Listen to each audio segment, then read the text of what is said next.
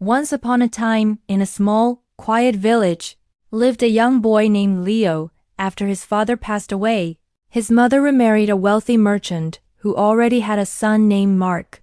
Leo's stepfather was kind, but he was often away on business, leaving Leo in the care of his stepmother and stepbrother. Mark, unfortunately, was a boy consumed by greed and jealousy. He saw Leo not as a brother, but as a rival for his father's affection and wealth. Life became very difficult for Leo.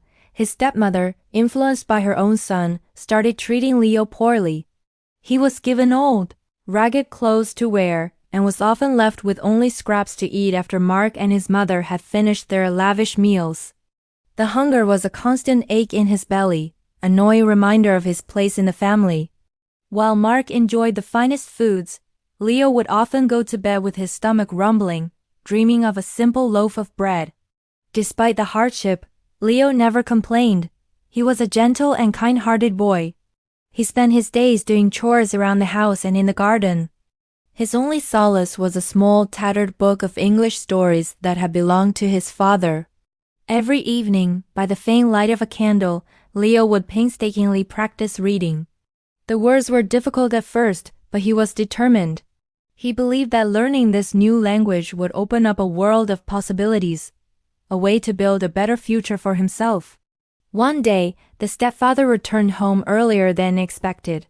He was planning a grand feast to celebrate a successful business deal and had brought many exotic fruits and delicious cakes. Mark's eyes lit up with greed.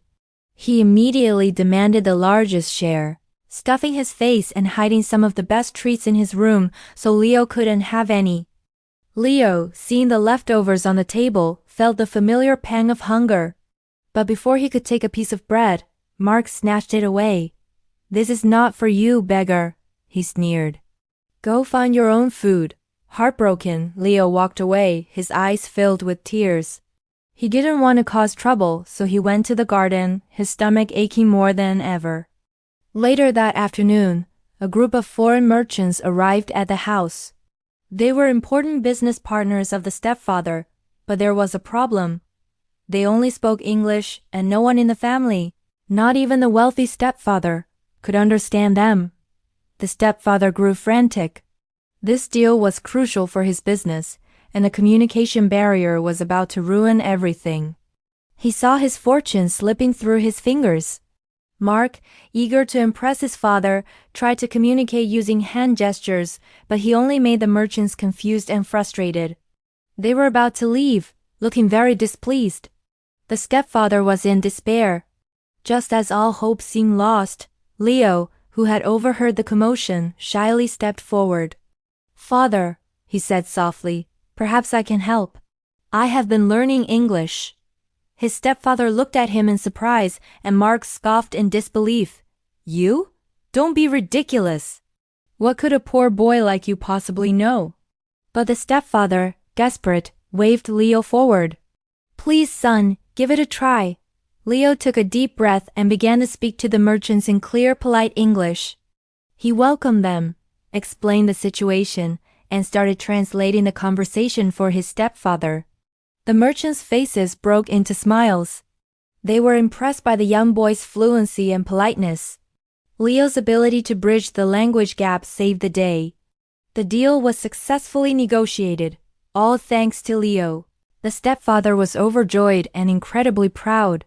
He looked at Leo with newfound respect and admiration. He finally saw the bright, capable young man his stepson had become, despite the neglect he had suffered. That evening, the stepfather called the family together. He looked sternly at his wife and his son Mark. "I have been blind," he declared. "Leo has shown more character and wisdom than any of us. From this day forward, he will be treated as my own son, with all the respect and privileges he deserves." He then turned to Leo, his eyes filled with remorse. "Leo, can you forgive me for not seeing your worth sooner? You have saved my business and my reputation. Your dedication to learning is an inspiration." Mark stood silently, his face red with shame. He had hoarded cakes and treats, but Leo had secured the family's fortune. His greed had brought him nothing but embarrassment, while Leo's hunger for knowledge had brought him honor and respect. He finally understood that true wealth isn't about what you can take, but what you can contribute. From that day on, everything changed. Leo was given new clothes, ate at the main table, and was enrolled in the best school to continue his studies. His stepfather cherished him, and even his stepmother and Mark began to treat him with kindness. Mark learned a valuable lesson about greed and humility. The moral of the story is that hunger for knowledge is far more powerful than hunger for food or riches. While greed can lead to isolation and shame, the pursuit of learning and self-improvement builds character and opens doors to a future filled with endless opportunities. Thank you for listening. If you enjoyed this story, please like and subscribe for more.